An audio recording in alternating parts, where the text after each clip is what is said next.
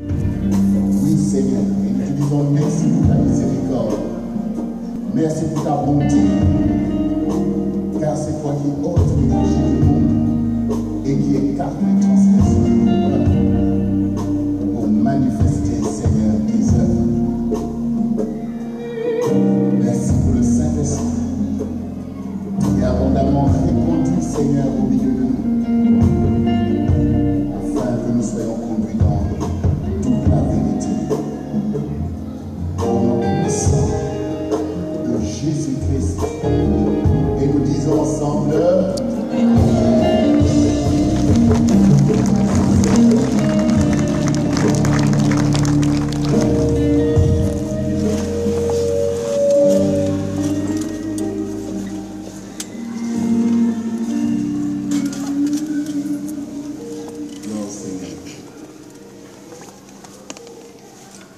comme toujours, voilà, je vous présente les salutations de l'époux de Pasteur Joseph, qui n'est pas avec nous ce matin, mais qui est à la Martinique, avec nos bien-aimés là-bas, pour faire avancer l'œuvre du Seigneur.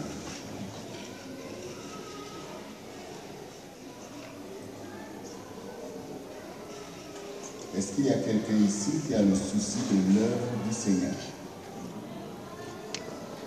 Il y a quelques personnes. Oui.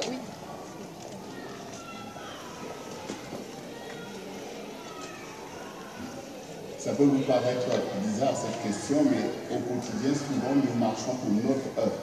Il faut le savoir. C'est plus facile pour toi de marcher pour ton œuvre, pour ta vie, pour ta maison, pour tes intérêts, que pour l'intérêt de l'œuvre du Seigneur. Parce que ce n'est pas ce qui revient à notre esprit, l'œuvre du Seigneur. Est-ce que tu as déjà médité que Dieu a une œuvre à accomplir sur la terre?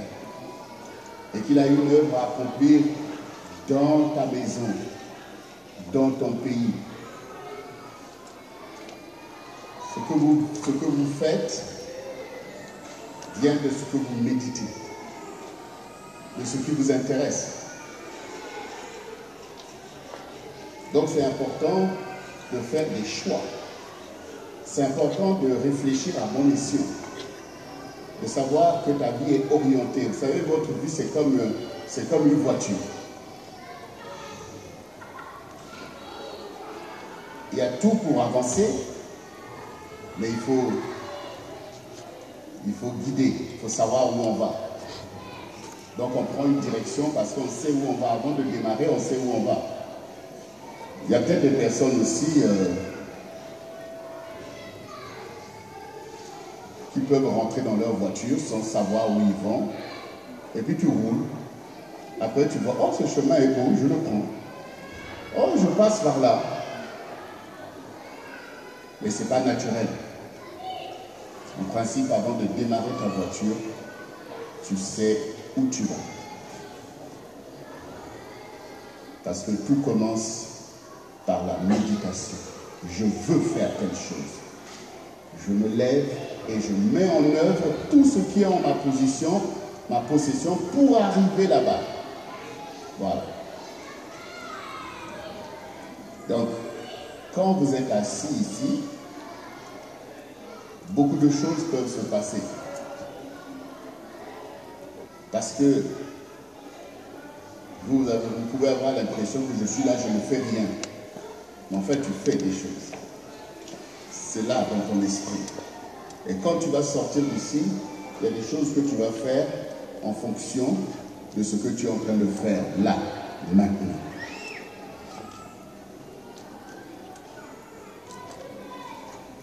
Donc c'est important que je vous interpelle sur l'œuvre de Dieu. Parce que je sais que vous pouvez la faire là, maintenant. Et quand vous aurez résolu de faire l'œuvre du Seigneur, vous allez mettre en œuvre toute votre force, toute votre intelligence et même tous vos moyens pour faire ce que vous avez résolu là maintenant que vous êtes assis. C'est pour ça qu'il est dit, à tes résolutions répondra le succès. Donc ce qui importe, ce sont les résolutions que nous prenons. Ce matin, j'aimerais bien sûr vous interpeller et vous enseigner sur un sujet très très important.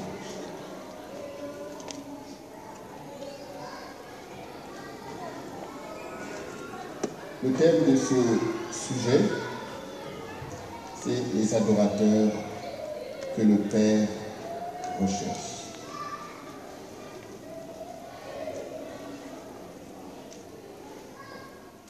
Les adorateurs que le Père recherche.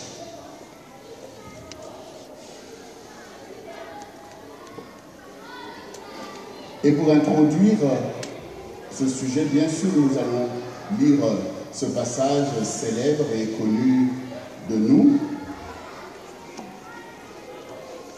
dans Jean 4. Nous connaissons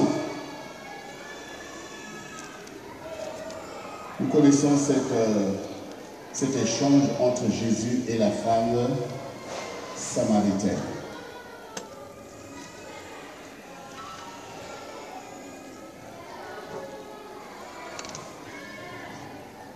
Nous allons le lire à partir du verset 7.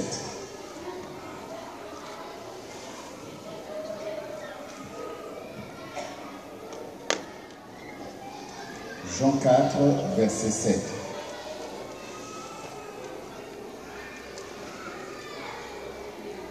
Une femme samaritaine vint puiser de l'eau.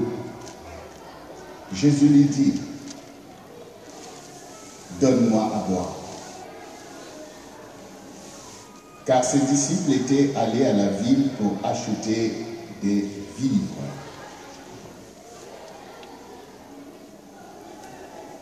La femme samaritaine lui dit, « Comment toi qui es juif, me demandes-tu à boire, à moi qui suis une femme samaritaine ?» Les Juifs, en effet, n'ont pas de relation avec les Samaritains. Jésus lui répondit, « Si tu connaissais le don de Dieu qui est celui qui te dit, « Donne-moi à boire », tu lui aurais toi-même demandé à boire et il t'aurait donné de l'eau vive. » Seigneur, lui dit la femme, tu n'as rien à puiser, et le puits est profond. D'où aurais-tu donc cette eau? Es-tu plus grand que notre père Jacob, qui nous a donné ce puits, et qui en a bu lui-même, ainsi que ses fils et ses troupeaux? Jésus lui répondit, quiconque boit de cette eau aura encore soif. Mais celui qui boit de l'eau que je lui donnerai n'aurait jamais soif. Et l'eau que je lui donnerai deviendra en lui une source d'eau qui jaillira juste dans la vie éternelle. La femme lui dit, Seigneur, donne-moi de cette eau, afin que je n'ai plus soif et que je ne vienne plus puiser ici. Va, lui dit Jésus, appelle ton mari et viens ici. La femme répondit, je n'ai point de mari. Jésus lui dit, tu as eu raison de dire, je n'ai point de mari, car tu as eu 5 maris, et celui que tu as maintenant n'est pas ton mari. En cela, tu as dit vrai. Seigneur, lui dit la femme, je vois que tu es prophète. Nos pères ont adoré sur cette montagne. Et vous dites, vous, que le lieu où il faut adorer est à Jérusalem. Femme, lui dit Jésus, crois-moi, l'heure vient où ce ne sera ni sur cette montagne, ni à Jérusalem que vous adorerez le Père. Vous adorez ce que vous ne connaissez pas. Nous adorons ce que nous connaissons, car le salut vient des Juifs. Mais l'heure vient, et elle est déjà venue, où les vrais adorateurs adoreront le Père en esprit et en vérité. Car ce sont là les adorateurs que le Père demande. Dieu est esprit, et il faut que ceux qui l'adorent adorent en esprit et en vérité. La femme lui dit, je sais que le Messie doit venir, celui qu'on appelle Christ. Quand il sera venu, il nous annoncera toutes choses. Jésus lui dit, je le suis, moi qui te parle. Amen. Voici ce texte qui nous introduit pleinement sur la vraie vocation de l'Église. Il y a des choses qui doivent nous interpeller dans ce que nous venons d'entendre.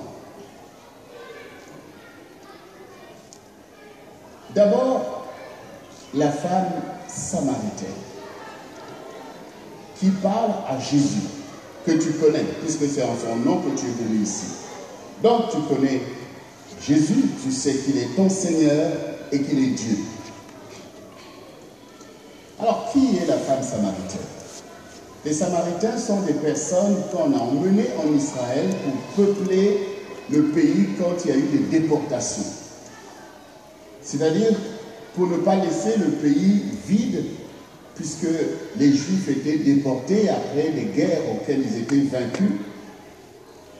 Alors les rois décidaient de remplacer les Juifs par d'autres peuples qu'ils prenaient ça et là et qu'ils déportaient à leur tour en Israël. Donc ce sont ces peuples-là qui formaient les Samaritains, c'est-à-dire des non-Juifs, mais qui étaient finalement, qui habitaient en Israël, parce qu'ils avaient été eux aussi déportés là. Donc ils pouvaient être de telle ou telle nationalité et ils formaient en fait ce peuple qu'on appelait les Samaritains. Et comme il est dit ici, les Juifs n'avaient pas de relation avec eux dans le sens où on les considérait un peu comme des sous-hommes. Vous savez, les Juifs sont une race à part. Ils ont une identité très forte d'être le peuple de Dieu. Même jusqu'aujourd'hui, quand vous allez en Israël, peut-être que vous dites, ah, je vais aller en Israël, je vais vraiment, quand je vais aller là-bas, je vais vraiment, quand je vais voir les Juifs, mes grands frères, on va vraiment se taper dans la main et tout ça. Et quand vous allez aller là-bas, vous arrivez, vous faites ce que vous avez à faire, eux aussi ils sont en train de faire ce qu'ils ont à faire. Pour même faire comme si on ne te voit pas. Parce que c'est comme ça. Donc il n'y avait pas de relation. Et c'est pour ça que vous voyez que cette femme est étonnée que Jésus lui demande de l'eau. Parce qu'un juif ne va pas aller boire ni prendre de l'eau de la main d'une samaritaine, ou même d'un samaritain. Et donc ces peuples étaient là. Mais ce n'étaient pas des peuples aussi incultes, du genre qui connaissaient pas, ils n'avaient pas une pratique religieuse, comme nous le voyons. Eux aussi, ils avaient une pratique, ils adoraient sur cette montagne. Ils adoraient. Et les Juifs, ils adoraient dans le lieu que Dieu a donné, au travers de David, voilà, sur l'ère d'Arafna, où le temple a été bâti, donc c'est le lieu de l'adoration. Les Juifs savent que Dieu marque un lieu, et c'est dans ce lieu-là qu'il faut adorer. Alors pour les Samaritains, voici la montagne qu'ils avaient établie comme étant la montagne pour l'adoration. Alors dans cet échange, ce qui va être aussi marquant, c'est quand cette femme dit « Nous adorons sur cette montagne, laissée par Jacob, où il a lui-même adoré ce puits, où il a lui-même bu et fait boire ses fils et ses troupeaux. Es-tu plus grand que Jacob? Vous vous dites qu'il faut faut adorer à Jérusalem. Donc on peut comprendre qu'il y avait déjà comme... mais oui, l'adoration c'est ici, d'autres c'est là-bas. Mais bon, chacun fait comme il peut. Souvent toi aussi tu fais comme tu peux.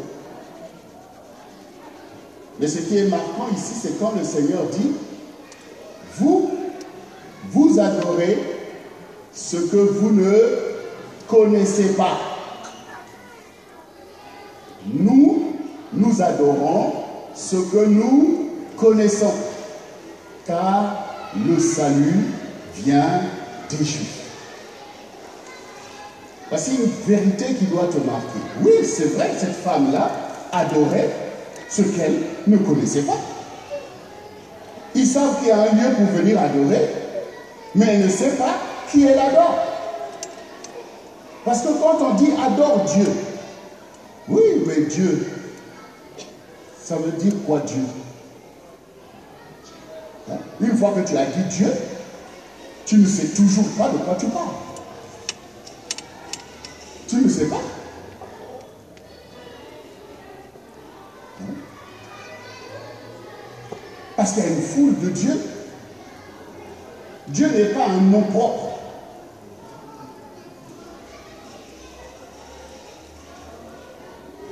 Est-ce que vous avez déjà un jour été dérangé et même indigné que quelqu'un vous appelle « Hey, hey ». Ça vous est déjà arrivé? Ou alors femme, ou jeune homme, ou homme. Peut-être que la première fois, vous allez vous retourner. Parce que vous dites que peut-être que c'est moi qui l'appelle. Déjà, il y a peut-être que c'est moi qui l'appelle. Et parfois, vous vous rendez compte que ce n'est pas vous qu'on appelle. Mais une fois, deux fois, même si vous sentez que c'est vous qu'on appelle, vous n'allez pas vouloir vous retourner. Parce que vous voyez que cette personne ne vous connaît pas. Mais quand vous entendez votre nom, quand vous entendez votre nom, vous vous retournez avec conviction et même avec assurance, parce que vous vous dites que je suis appelé par quelqu'un qui me connaît. Là, ça devient intéressant. Quelqu'un qui me connaît. C'est peut-être un membre de ma famille. C'est peut-être un ami. C'est peut-être telle chose, c'est peut-être telle chose. Même si parfois vous vous rendez compte que c'est quelqu'un à qui vous devez de l'argent. Mais au moins il vous connaît. C'est précis. Il n'appelle pas une autre personne, c'est vous qui êtes appelé. Cela veut dire que les généralités, à un moment donné, ne vous mènent pas là où vous pensez que vous pouvez aller. Parce que vous êtes dans des généralités. Voilà. Si là on dit jeune homme, vous n'allez pas savoir de qui je parle. Si je dis femme, vous n'allez pas savoir. Homme, vous n'allez pas savoir. Si je dis blanc, vous n'allez pas savoir. Noir, vous n'allez pas savoir. Donc quand vous dites Dieu, vous n'avez encore rien dit. Vous n'avez appelé personne. Voilà. C'est pour ça que Jésus dit, vous adorez ce que vous ne connaissez pas. Les Juifs au moins, ils savent de qui ils parlent. Quand ils parlent de leur Dieu, ils savent. Quand ils parlent de l'Éternel, de Jéhovah, tous ces noms, ils savent à qui ils s'adressent. Mais ces Samaritains, ils venaient là, je ne sais pas même quoi, sans savoir qu'ils parlent.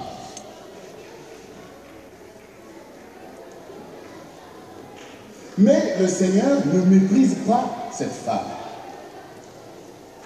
Le Seigneur ne méprise pas cette femme.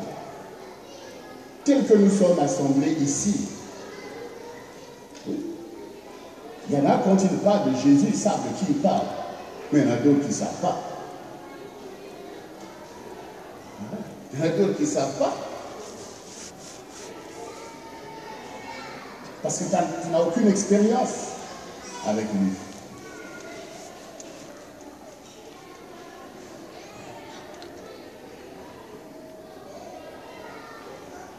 L'autre chose qui doit nous interpeller, c'est de voir effectivement que oui, les gens adorent. Et même les Juifs, ils savent de quoi ils parlent, mais on voit aussi que ce n'est pas pour autant que Dieu est satisfait de leur pratique, puisque la Bible nous témoigne d'une cacophonie entre Dieu et son peuple.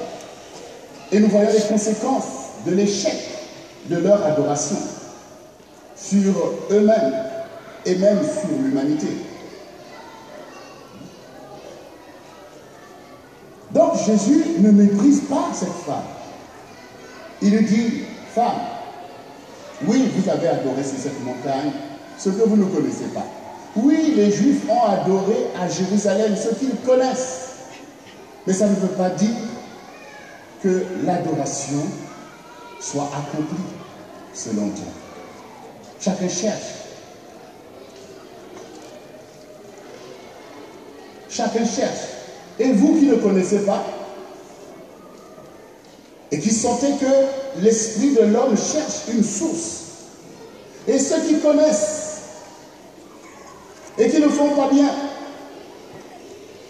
ou qui sont dans la désinvolture, je suis venu. Hein? Moi, Jésus, je suis venu. Parce que le Père m'a envoyé.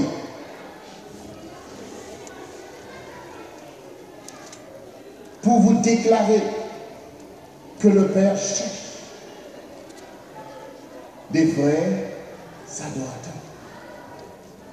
Le Père demande.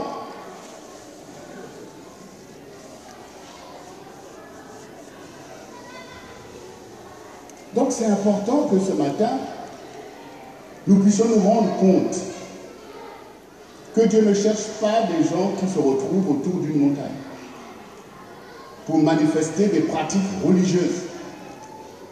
Dieu ne cherche pas des gens qui se retrouvent à Jérusalem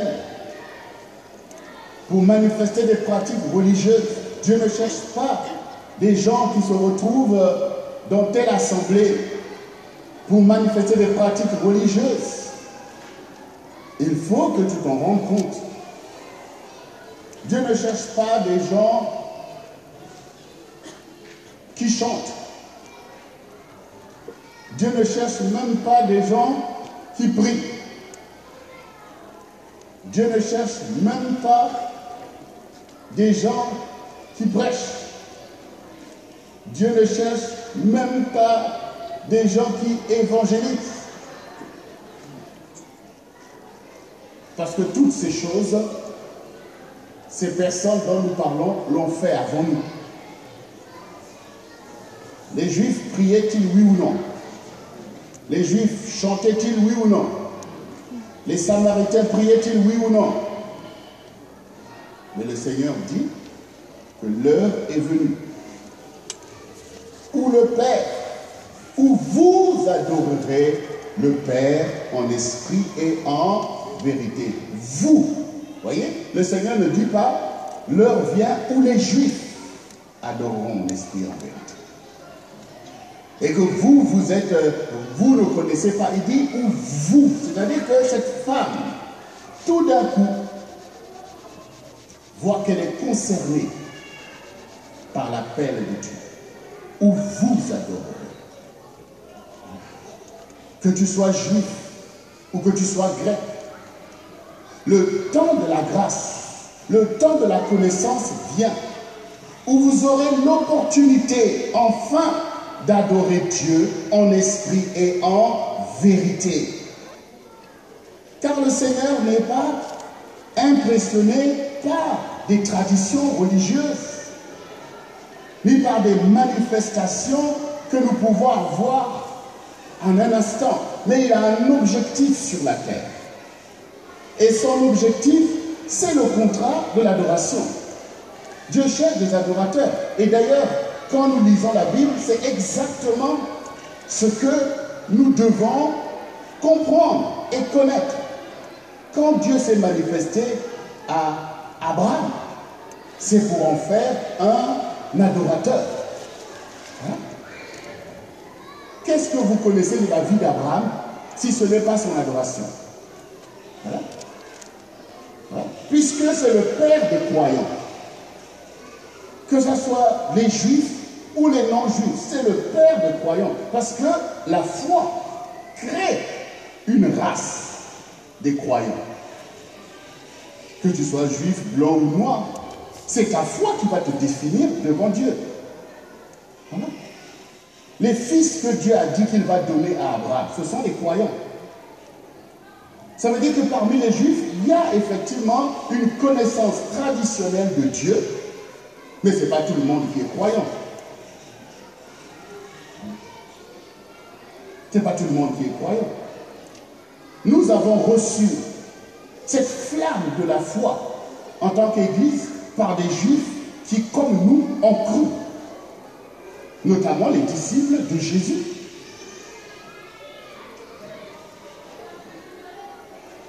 Ça vous arrive peut-être d'oublier que les premiers chrétiens sont des vrais juifs. Les premiers chrétiens. Hein? Après les juifs, c'était qui? Les arabes. Ça aussi on l'oublie. Parce qu'on est dans le fait accompli. Le règne du statu quo. On oublie d'où viennent les choses et où vont les choses. Et on est perdu.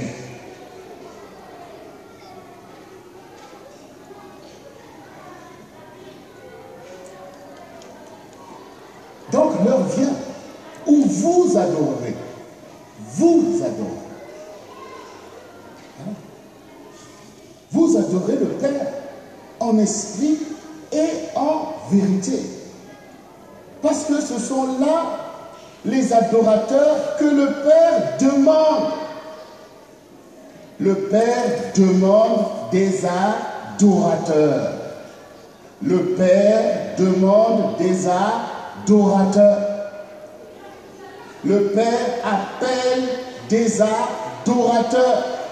Le Père recherche des adorateurs. C'est ce que le Seigneur Jésus a établi au travers de cette rencontre. Il a établi que l'Église n'est pas là pour former des religieux. L'Église n'est pas là pour se distraire. L'Église n'est pas là pour telle ou telle chose. L'Église est là pour appeler pour Dieu des vrais adorateurs.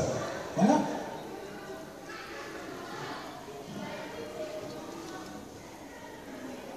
Donc, l'équation devient simple. Dieu appelle des vrais adorateurs.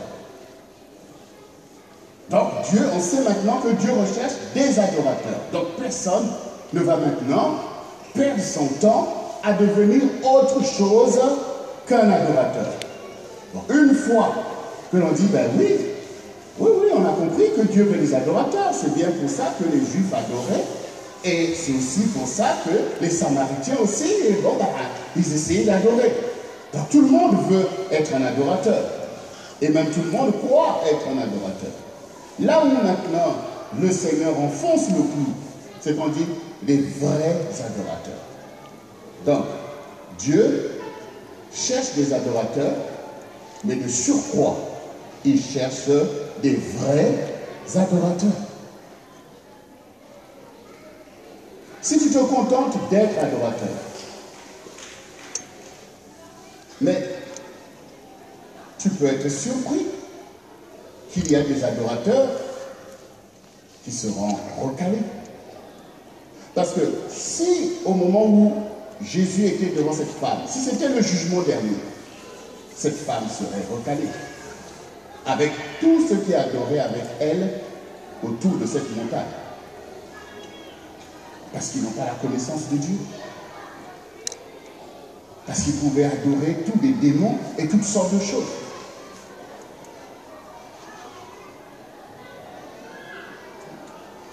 Ce qui veut dire aussi que aujourd'hui,